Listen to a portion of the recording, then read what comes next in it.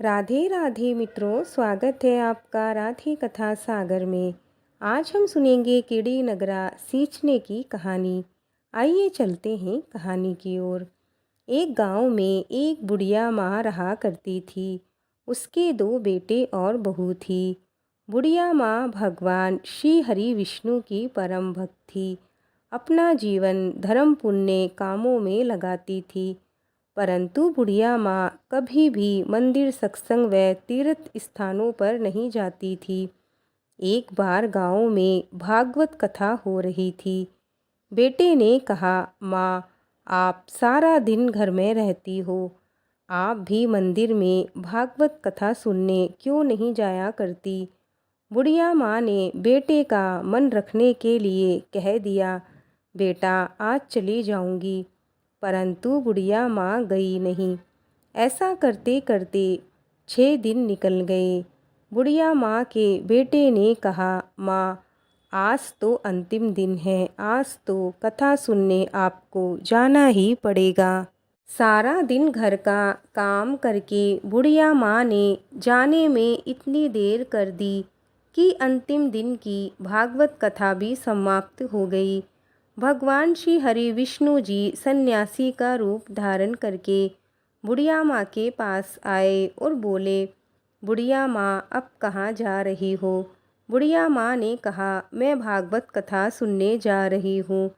तब सन्यासी रूपधारी भगवान श्री हरि विष्णु जी ने कहा, अब इतनी देर से क्यों जा रही हो, वहाँ तो अब कथा समाप्त हो गई, अब वहाँ जाकर क्या करोगी। बुढ़िया माँ ने कहा, अब घर से निकली हूँ तो जाकर ही आऊँगी। सन्यासी रूपधारी भगवान श्री हरि विष्णु जी ने कहा, अब कथा समाप्त हो गई, भक्त लोग अपने अपने घर को चले गए, अब तुम वहाँ से क्या लाओगी। बुढ़िया माँ बोली, कुछ नहीं तो मैं वहाँ से एक ईंट ही उठा लाऊंगी।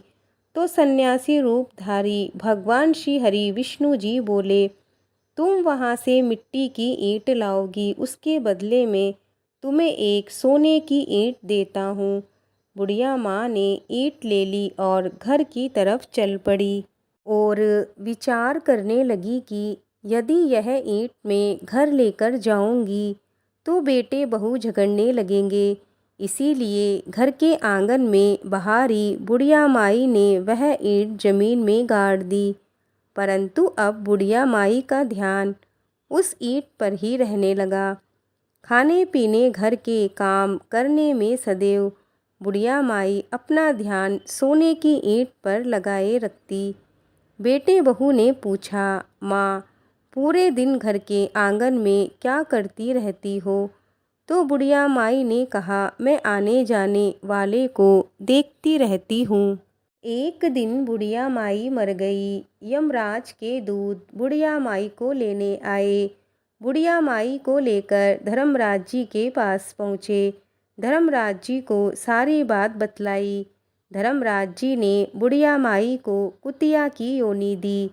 कुतिया उसी पेड़ के नीचे बैठी रहती। बुढ़िया माई की बहू ने कहा, इस कुतिया को यहाँ से भगाओ, नहीं तो ये बच्चों को काट जाएगी। उसके बेटे ने उसकी पीठ पर एक लकड़ी मारी और बुढ़िया माई मर गई। बुढ़िया माई ने फिर सर्प की योनी पाई। आंगन में सर्प को देखकर बेटे बहू ने किसी को काट ना जाए इसी डर से मार दिया। फिर बुढ़िया माई धर्मराज जी के पास पहुंची। बुढ़िया माई कीड़ी का रूप धारण करके उस आंगन में कीड़ी नगरा बना लिया। आंगन में कीड़ी नगरा हो गया। घर वाले बहुत परेशान हो गए। घर वाले भोजन नहीं बना रहे थे और मन ही मन भगवान का स्मरण करने लगे।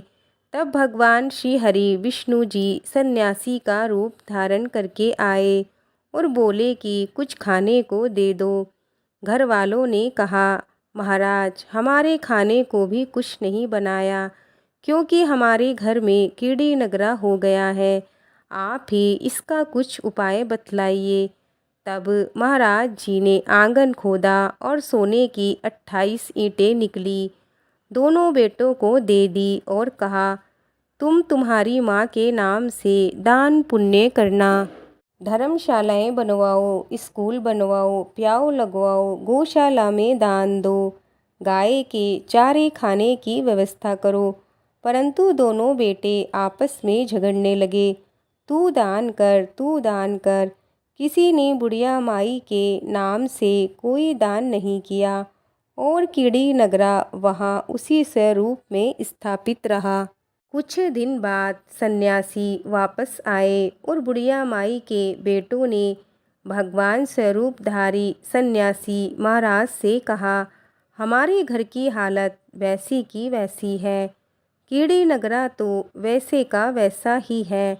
तब साधु रूपधारी सन्यासी महाराज ने कहा, वह सोने के ईंट के टुकड़े लाओ, उन्हें बेचकर उनसे जो भी धन मिले उससे तुम्हारी माँ के नाम से दान पुण्य करो, और जो घर में कीड़ी नगरा हो रहा है उस पर आटा शक्कर डालो।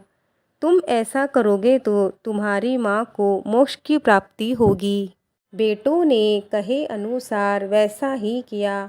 उनके घर से कीड़ी नगरा चला गया।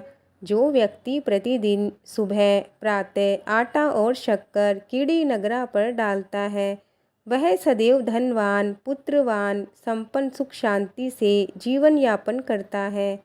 उसके घर में कभी कोई कष्ट नहीं आता। उसका जीवन सदा सर्वदा आनंद से व्यतीत होता है। उसके परिवारजन उसे अत्यधिक स्नेह प्रदान करते हैं। दोस्तों, कीड़ी नगरा की ये कथा यही पूर्ण होती है। बोलो भगवान विष्णु जी की जय। आपको आज की कथा कैसी लगी हमें लाइक कमेंट करके ज़रूर बताएं। मिलते हैं और एक नई कथा के साथ। जय श्री कृष्णा, जय श्री राधे।